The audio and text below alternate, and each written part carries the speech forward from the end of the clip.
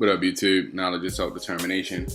So I'm gonna make this one last video about the Triple G and Golovkin fight before the actual fight this weekend.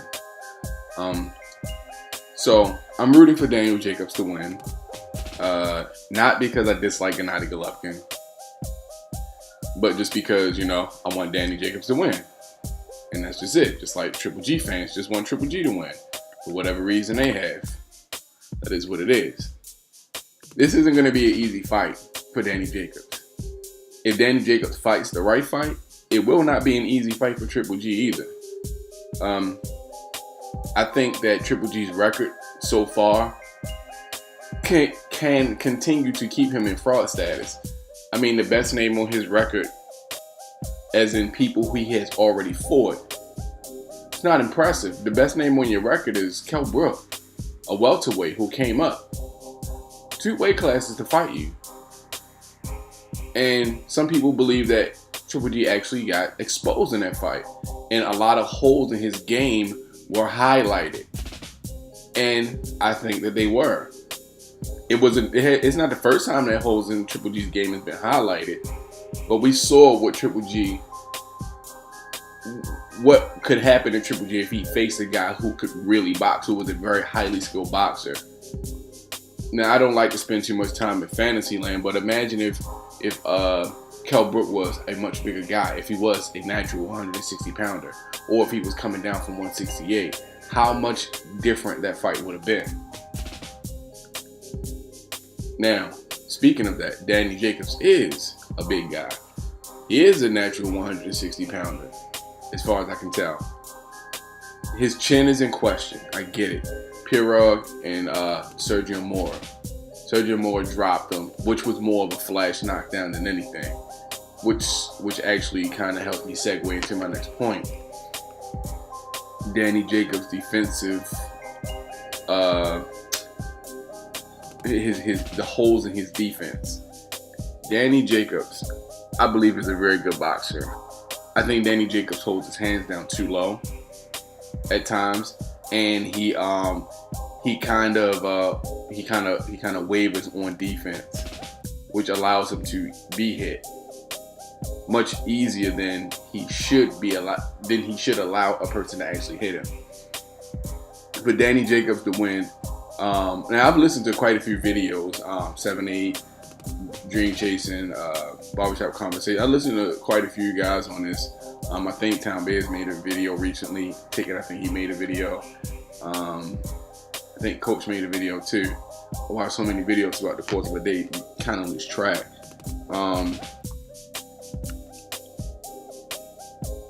But I think that Danny Jacobs is going to have that Andre Ward-esque type of will and mentality, because that's what's going to push him through this fight.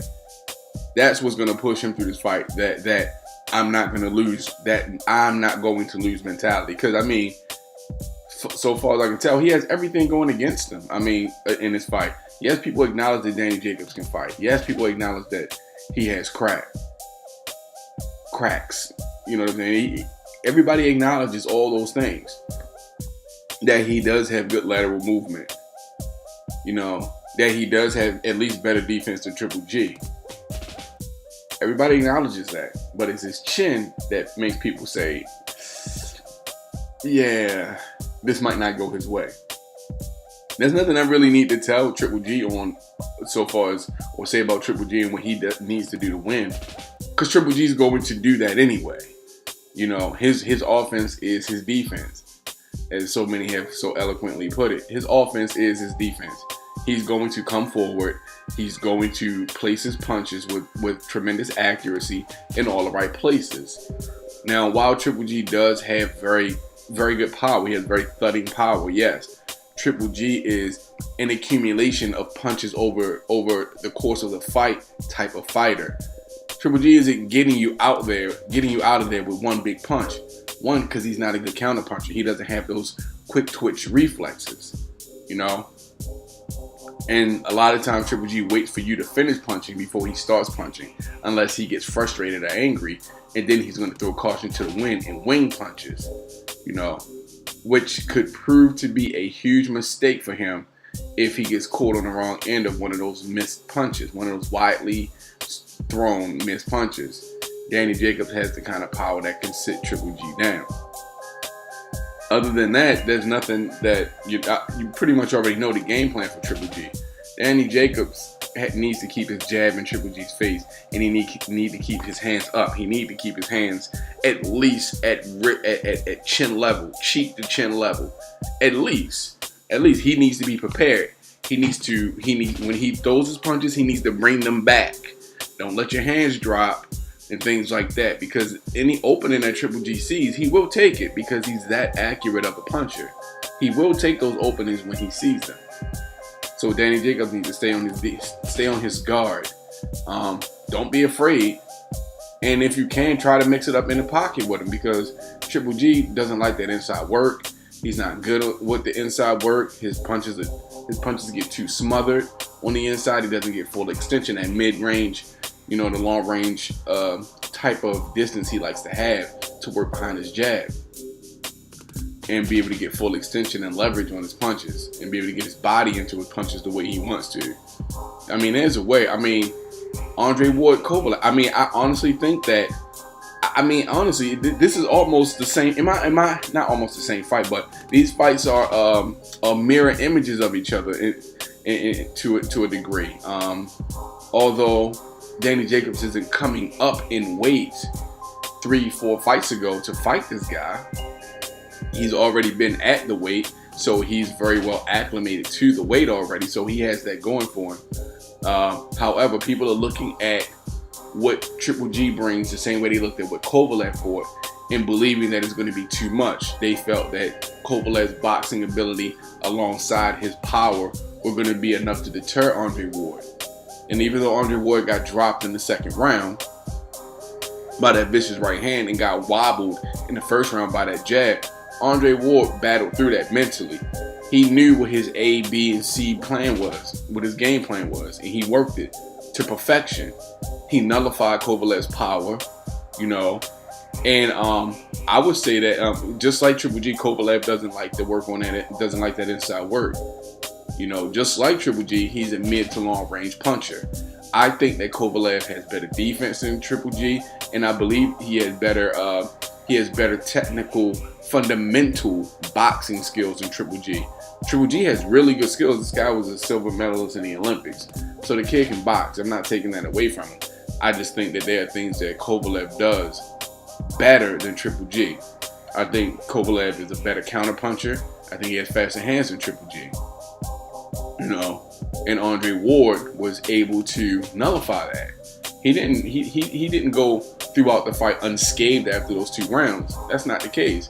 But he was able to work a plan that allowed him to nullify his power, and he was able to stay mentally sharp and focused and not let the man's power deter him from working his game plan. Danny Jacobs needs that same frame of mind, and I think Danny Jacobs has that. This man battled cancer. I'm going to say something. There is something to be said for a man who has walked through the valley of the shadow of death and came out on the other end. There's something to be said for that. When your life has been on the line, and you have the will to survive, you have the will to keep moving forward, you have the will to get stronger, better. There is a lot to be said for that. I do not believe that Danny Jacobs is going to be afraid of Triple G. Some people believe that this is probably one of the biggest stages that Danny Jacobs has been on. The fight with him and Peter Quillen was a big stage. I don't think that that is going to get to him. He's fighting at home in New York, albeit it's not the Barclays, it's Madison Square Garden. Danny Jacobs is going to be comfortable in Madison Square Garden. He's going to be I believe he's going to be confident. Just from what I can tell from him right now, his demeanor, his attitude. He's going into this fight confident. He has a game plan. He has his coach. He has Virgil Hunter as an advisor. I mean, if Danny Jacobs can do some of the same things that Andre Ward did with Kovalev, Danny Jacobs can win this fight. Or he can at least take it. He can take it the distance, at least. he can take it the distance. But he has to be careful. I don't dislike Triple G. I don't dislike him at all. I just think Triple G needs to prove himself. If Triple G beats Danny Jacobs, I'll give him props and say, you know what? Yes, I believe officially he is the best middleweight. I will concede to that. Do I think he's pound for pound one of the best fighters out there? Hell no. With a resume like his, no. You need more than 2 names on your resume to even be considered in that conversation. So no, not at all. Not at all. Not at all. He needs, in my opinion, he needs 2-3 more big fights with big names, with opponents who actually pose a challenge or a threat to him before I can say, you know what, we could probably slot him into that pound for pound conversation. Having titles isn't enough, in my opinion. They're not enough. They're just not enough. I mean, Jesse Vargas had a title and lost it on his first defense.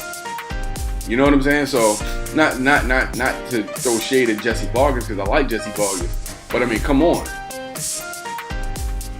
So in any event, I believe that Danny Jacobs stands a good chance of winning this fight. I believe that Danny Jacobs, if he puts the pieces of this puzzle together properly, he can win this fight. I mean, think about it. I mean, it's about his timing. He has to offset the footwork with Triple G. That jab is going to offset that rhythm, because Triple G likes to get in place and then throw his punches. If you're constantly bop, bop, bop, sticking that jab in the face, bop. Every time you see him starting to position himself, before you even time him, stick that jab in his face. Stick that jab in his face. I wouldn't play around too much with Triple G trying to get his time in and trying to see what punches I can slip and this, that, and the third, because you could get caught with one that could end the fight for you, quite possibly. Even though I don't believe that Triple G has one punch knockout power, I don't believe that, because I haven't seen that yet. But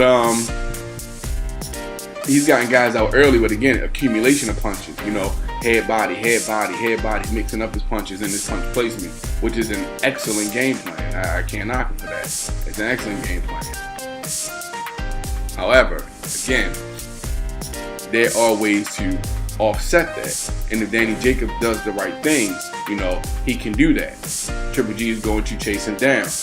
Danny Jacobs at times needs to pick his spots when he's going to stand in the center of the ring, you know, and assert his dominance. Use his jab and box, offset the rhythm of Triple G. Just keep them all balanced the whole fight. Now, it's going to be difficult because Triple G is a silver medalist. It's going to be hard to do. I think Danny Jacobs has the kind of power to where as though he can actually make that happen. Throw Triple G's rhythm off, because Kell Brook did it, and Kell Brook's a welterweight. Kell Brook's a welterweight, and he threw Gennady Golovkin off his rhythm by sticking that jab, that 1-2, bam, bam. It threw every Triple G would step forward, like I said, step forward so he can get it. He can get in the right spot, so he can start finding his range with his jab and then placing his punches. Every time Triple G would do that, for the most part, not every single time, but for the most part, when he would step forward, Kell Brook would double up, stick that jab in the face, bam, double up the jab sometimes, bam, bam, throw that right behind it, bam, bam, bam. And it stifled Triple G's forward progress every time. You know, and that frustrated Triple G, because the next rounds he came out, you know, swinging for the fences, right? Danny Jacobs, if he follows a sort of similar game plan, he could do the same thing, and in effect get Triple G off his game, get him sloppy.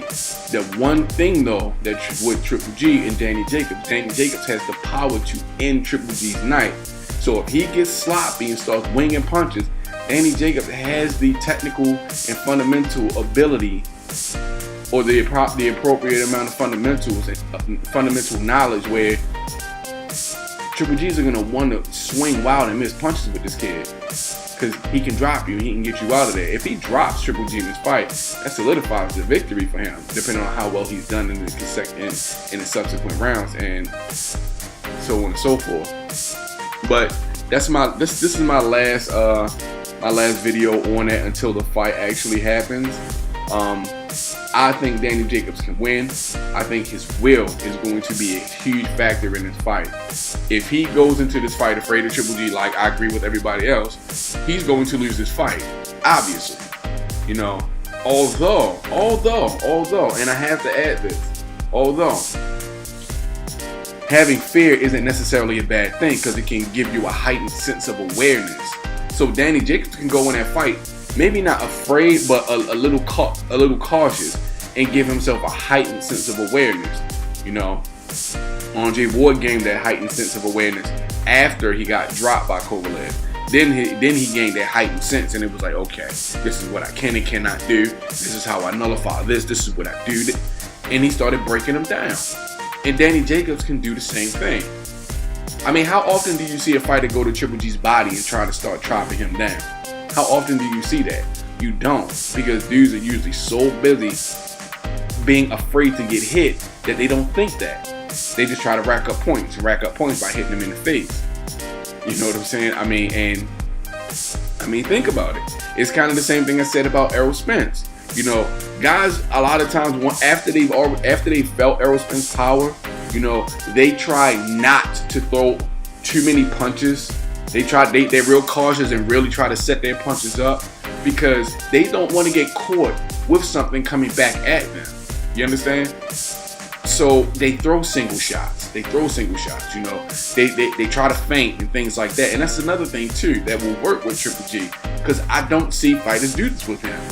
Feint him, lull him to sleep with your jab and start feinting. You know, do unorthodox things that he's not expecting, like Floyd would do. Floyd and Canelo, a bigger, stronger opponent, and Floyd schooled him. Canelo barely landed a shot. You know, a clean one anyway. But I'm gonna go ahead and end the video. I don't want to make this too long. I could talk about this all day. But I think Danny Jacobs stands a chance to win. If he doesn't win, you know, that's boxing. That's combat sports. You know, it is what it is. I think he can win. I think if he execute the appropriate game plan, this is in the bag for him. Basically, I think so. It's just Triple G's punching power is menacing. It strikes terror and fear into the hearts of others. You know, but if you can stand up and act in spite of fear, which is the definition of courage, you can win this fight. Your boxing ability and your power will help you do the rest. You just got to be defensively sharp. Keep your hands at your chin. Bring your punches back after you throw them. You're skilled enough and fast enough to do that. Bring your punches back, and you stand a good chance and not getting clipped with something that could end your night.